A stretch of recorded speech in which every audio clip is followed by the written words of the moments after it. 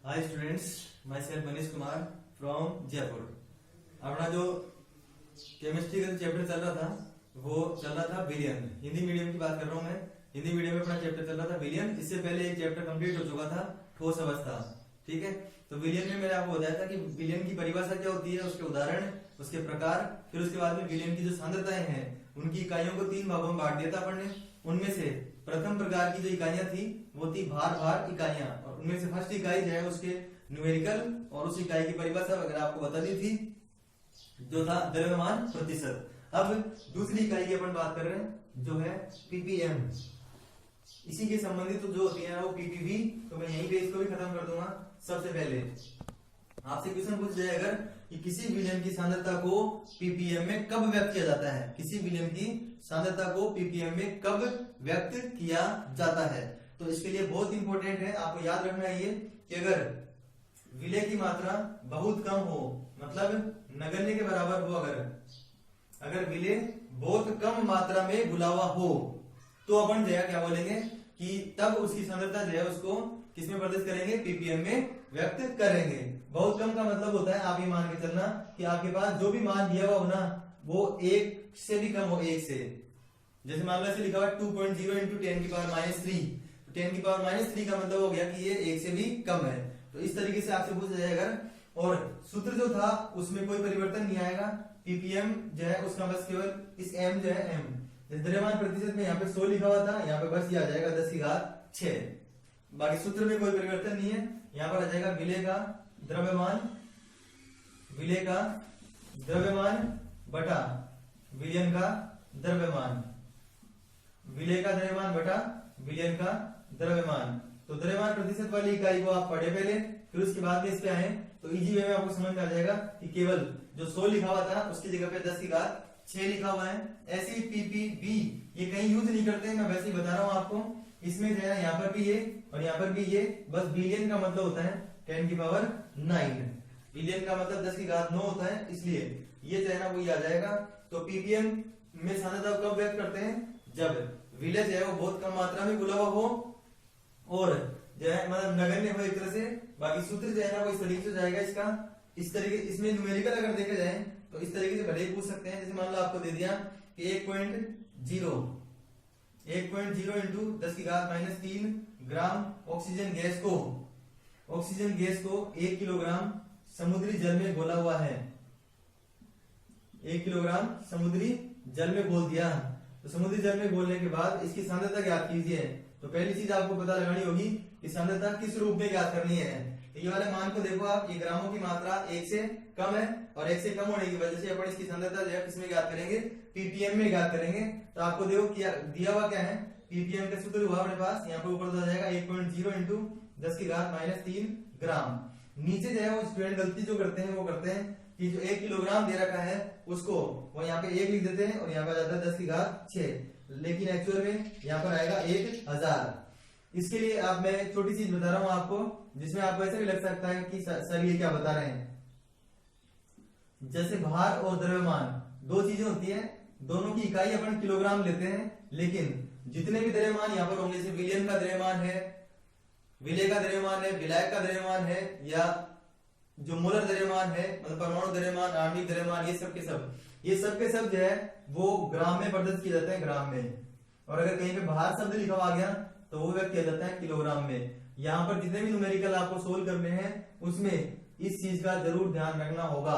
तो देखो यहाँ पर शब्द दोनों जगह पे क्या लिखा हुआ है, द्रव्यमान। इसका मतलब यहाँ पर तो ग्राम है ही, लेकिन ये नीचे जो है ना, नीचे उसमें भी क्या आना चाहिए, ग्राम ही आना चाहिए। इसका मतलब क्या हुआ, ये 10⁻³ हो गया, 10⁻³ ऊपर गया तो -6 हो गया, इससे ये कैंसिल हो गया। तो अपने पास जो आंसर आया गया ना वो क्या है, 1 पीपीएम। इस तरीके से ये हुआ अपने पास पीपीएम और पीपीबी। अब जो अगली इकाई है अपने पास वो है मोललता, जो कि इंपॉर्टेंट है। मोललता एक भार इकाई होती है, इसमें एक शब्द आ रहा है मोल, बाकी और 2 इकाई आएंगी जिनके अंदर भी ये वाला शब्द आएगा। ठीक है, सबसे पहले अपन मोल शब्द को समझ लेते हैं। मोल होता है दिए गए पदार्थ की जो मात्रा होती है उसकी गणना करने के लिए होता है, जिसमें अपन सूत्र जो लिखते हैं वो होता है दिया गया द्रव्यमान बटा उसका मोलर द्रव्यमान।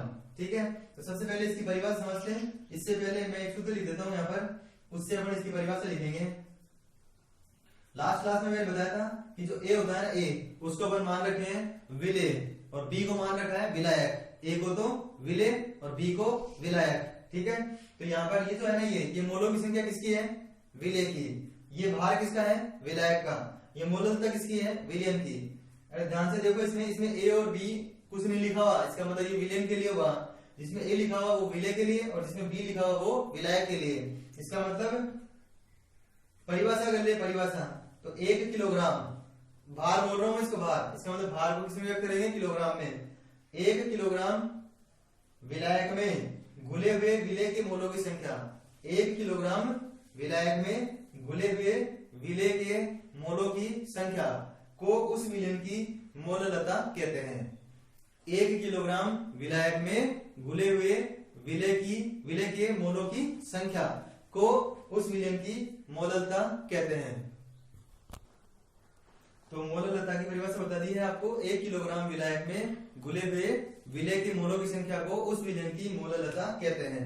फिर उसके बाद में अभी बताया मैंने कि जो मोल होते हैं, मोल वो दिया गया द्रव्यमान बटा मोलर द्रव्यमान होता है। तो अगर एन ए का ज्ञात करना है तो ये हो जाएगा डब्ल्यू ए और एम ए, ठीक है। तो यहाँ पर आ जाएगा small M equal to W A upon M A into W B, और किसमें? के जी में। किसमें आ जाएगा? के जी में। लेकिन एक चीज जो ध्यान रखने वाली है वो है कि अगर आपको मात्रा ग्राम में दे रखी है, ग्राम में, तो उसको पहले किलोग्राम में चेंज करेंगे। जैसे यहाँ पर किलोग्राम में थी तो अपन ने ग्राम में चेंज किया है इसको।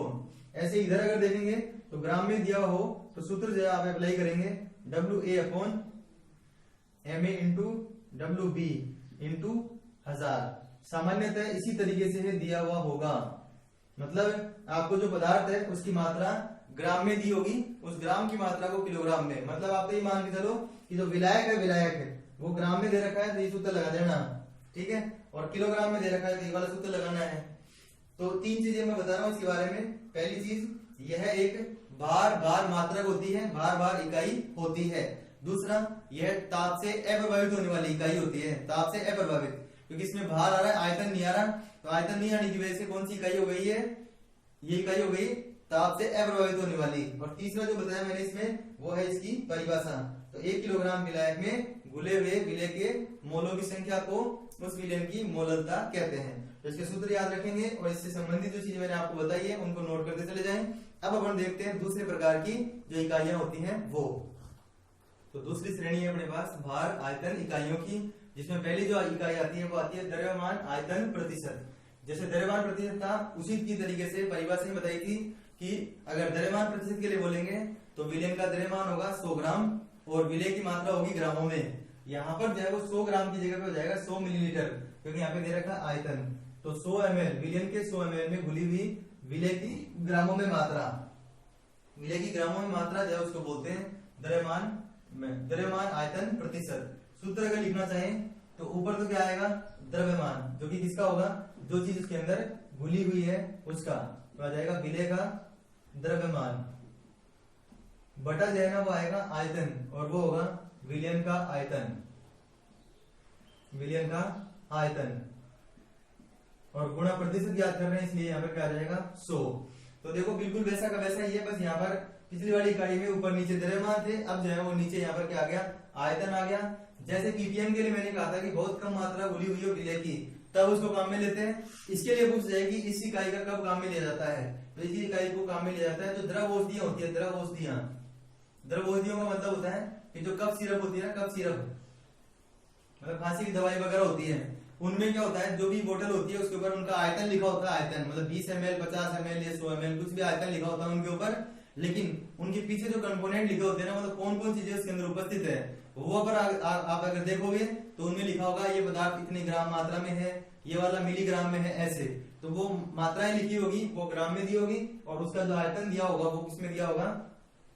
आयतन दिया होगा मिलीलीटर में। तो ये वही पहले नंबर की इकाई। अब आती है दूसरे नंबर की इकाई, जिसको अपन बोलते हैं मोलरता। दूसरे नंबर की इकाई को बोलते हैं मोलरता। तो मोलरता में भी एक शब्द आ रहा है मोल। इसका मतलब क्या हुआ कि जो मोल था वो यहाँ पर भी संबंधित है। तो परिभाषा में केवल इतना चेंज होगा, अभी जो इकाई थी उसमें अपन ने बोला था 1 kg, यहाँ पर बोल देंगे 1 लीटर, 1 लीटर बोल देंगे। तो वहां पर बोला गया था 1 किलोग्राम विलायक में, लेकिन यहाँ पर 1 लीटर विलियन में। तो परिभाषा हो जाएगी इसकी 1 लीटर विलियन में घुले हुए विलय के मोलों की संख्या। 1 लीटर विलियन में घुले हुए विलय के मोलों की संख्या को उस विलयन की मोलरता कहते हैं। 1 लीटर विलियन में घुले हुए विलय के मोलों की संख्या को उस विलयन की मोलरता कहते हैं। फिर अभी अपन ने मोलों की संख्या के लिए सूत्र लिख दिया था ऐसे, तो ये वाला चेंज हो जाएगा इस तरीके से।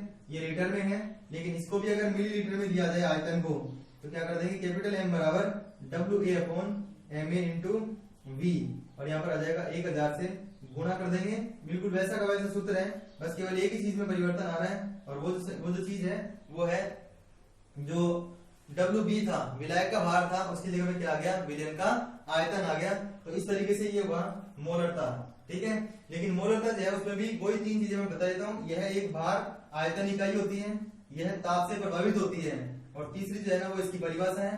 ताप का प्रभाव इसके ऊपर पूछा हुआ है कि ताप बढ़ाने पर मोलरता में क्या परिवर्तन होगा, ये इंपॉर्टेंट चीज है। तो देखो एक बार, ताप बढ़ाएंगे तो जो आयतन है, आयतन वो क्या होता है, कम, और आयतन कम होगा तो मोलरता क्या होगी, बढ़ेगी। तो ताप बढ़ाने पर मोलरता बढ़ती है, ये याद रखना है। ताप में वृद्धि करने पर मोलरता में वृद्धि होती है।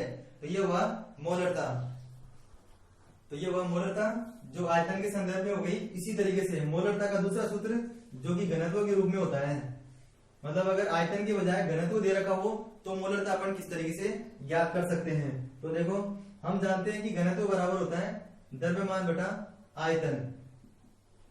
क्या होता है, द्रव्यमान बटा आयतन। तो आयतन को इस तरफ ले लो तो घनत्व यहाँ पर आ जाएगा। तो V बराबर एक तरह से क्या आ गया, द्रव्यमान बटा घनत्व। तो देखो इसको यहाँ पर रख दो एक बार आप, तो अपने पास जो कैपिटल M का सूत्र आ जाएगा वो आ जाएगा WA/MA इंटू W, और D चल जाएगा ऊपर। ये W जो है ना वो क्या है, जो विलयन है, विलयन उसका द्रव्यमान, किसका, विलयन का द्रव्यमान है, और ये विलयन का जो घनत्व था वो हो जाएगा, ठीक है। उसके बाद में तीसरा जो सूत्र है वो है कि अगर आपको जो विलय है, विलय वो किसमें दे रखा हो, परसेंटेज में, या फिर जो घनत्व है, घनत्व उसकी इकाई आपको दे रखी हो ग्राम मिलीलीटर इनवर्स, इस तरीके से ग्राम ml इनवर्स या ग्राम सेंटीमीटर इनवर्स क्यूब, इस तरीके से दी हुई हो, तो दो इकाइयों के संदर्भ में अगर दे रखा है, मतलब घनत्व इस रूप में दे रखा हो D, या फिर विलय की मात्रा जो है वो किसमें दे रखी हो, परसेंटेज में, तो अपन जो द्रव्यमान होता है, ये द्रव्यमान, इसको क्या मान लेते हैं, W जो होता है W, उसको मान लेते हैं 100 ग्राम। ये बताया था परसेंटेज लेते हैं अपन, तो द्रव्यमान को कितना मान लेते हैं, 100 मान लेते हैं। तो 100 ग्राम माना है, इसका मतलब क्या हुआ कि इसको बदलना पड़ेगा किसमें, किलोग्राम में। तो सूत्र जो अपने पास होगा वो हो जाएगा कैपिटल M बराबर WA into D upon MA into यहाँ पे आ जाएगा 100 बटे में आ जाएगा 1000, इसका मतलब ऊपर आ जाएगा 1000। तो 1 0 से 2 0 से 2 0 कैंसिल हो गई, तो अपने पास देखो सूत्र जो आ गया वो आ गया, ये सूत्र आ गया अपने पास, समझे। तो इस तरीके से अगर घनत्व जो है ना उसकी इकाई इस तरीके से दे रखी हो, या पदार्थ की जो मात्रा है वो किसमें दे रखी हो, प्रतिशत में दे रखी हो, और शब्द ब्रैकेट में लिखा हुआ हो द्रव्यमान के रूप में, या द्रव्यमान बटा द्रव्यमान, तो उस स्थिति में आप जो सूत्र है ना वो ये वाला सूत्र डायरेक्ट लगा सकते हैं। तो WA into D into 10 upon MA, ये वाला सूत्र आप लगा सकते हैं। इसके अलावा एक मोलरता का अंतिम सूत्र और होता है, इसमें क्या होता है, दो पदार्थ दिए होंगे, जिनमें से एक पदार्थ की मोलरता दी होगी और दोनों पदार्थों के आयतन दिए होंगे। एक पदार्थ की मोलरता और दोनों पदार्थों के आयतन दिए होंगे। इस स्थिति में अपन क्या करेंगे कि ये सूत्र याद रखेंगे, M1 V1 बराबर M2 V2। इसको बोल सकते हैं आप रिलेटिव मोलरिटी, सापेक्ष मोलरता, मतलब एक के सापेक्ष दूसरे की मोलरता की गणना कैसे की जा सकती है। तो इनमें दो आयतन दिए होंगे आपको, और एक मोलरता दे रखी होगी, दूसरी मोलरता आपको ज्ञात करनी होगी। मेरे अकॉर्डिंग अगर पूछा जाए तो सबसे ज्यादा इंपॉर्टेंट जो इकाई है वो यहाँ पर है मोलरता, क्योंकि मोलरता के अलग अलग सूत्र यहाँ पर है।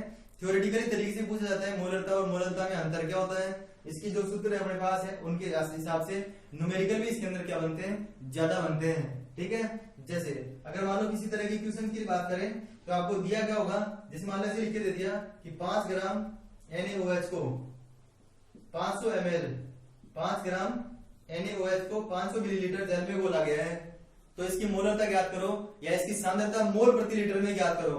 ऐसे ही बोल सकते हैं आप, मोलरता का इंतजार मत करना कि मोलरता लिखी हुई आएगी, ऐसे भी लिखा सकता है मोल प्रति लीटर। मोल प्रति लीटर में सांद्रता ज्ञात करो, तो भी यही याद करना है। देखो यहीं से पता लग रहा है ये मोल है और ये अपॉन में क्या है, इसके आयतन है। तो मोल प्रति लीटर में सांद्रता पूछ रहे हैं ना, इसका मतलब वो क्या पूछ रहे हैं, मोलरता पूछ रहे हैं, मोलरता। तो ये अपने पास इस तरीके से मोलरता की गणना अपन कर सकते हैं। तो ये हुआ अपने पास जो भार आयतन की इकाइयां थी, उसमें ये जो दो इकाइयां हैं वो हो गई, ताप से दोनों की दोनों प्रभावित होगी। इसमें मैंने बता ही दिया आपको कि द्रव औषधियां है उसमें काम में ली जाती है। इसके सारे सूत्र आपको ध्यान रखने हैं, इनसे संबंधित न्यूमेरिकल आपको करने हैं। अभी तक आपने अगर चैनल को सब्सक्राइब नहीं किया तो जरूर सब्सक्राइब कर दें। और मैंने पहले ही बताया था आपको कि आपको वीडियो देखने में प्रॉब्लम हो तो आप क्या करेंगे, जो चैनल है tricky chemistry bye Manish sir, उसमें जाकर प्लेलिस्ट में जाएं और प्लेलिस्ट में आप जाइए, हिंदी मीडियम के वीडियोस है वो आप देख सकते हैं। नहीं थोड़ा कंफ्यूजन हो सकता है आपको, क्योंकि चैप्टर के नेम दोनों में ही कॉमन है। हिंदी मीडियम और इंग्लिश मीडियम चैप्टर के नेम कॉमन है, लेकिन अलग अलग आप अपने लैंग्वेज के अकॉर्डिंग जो है ऑप्शन चूज कर लें और ज्यादा से ज्यादा स्टूडेंट तक इनको पहुंचाएं, जिससे उनको भी इस चीज का बेनिफिट उठा सकें। इससे आगे जो अपन पढ़ेंगे, आगे बाकी यूनिट जो बची हुई है वो देखेंगे। तो थैंक्स फॉर वॉचिंग।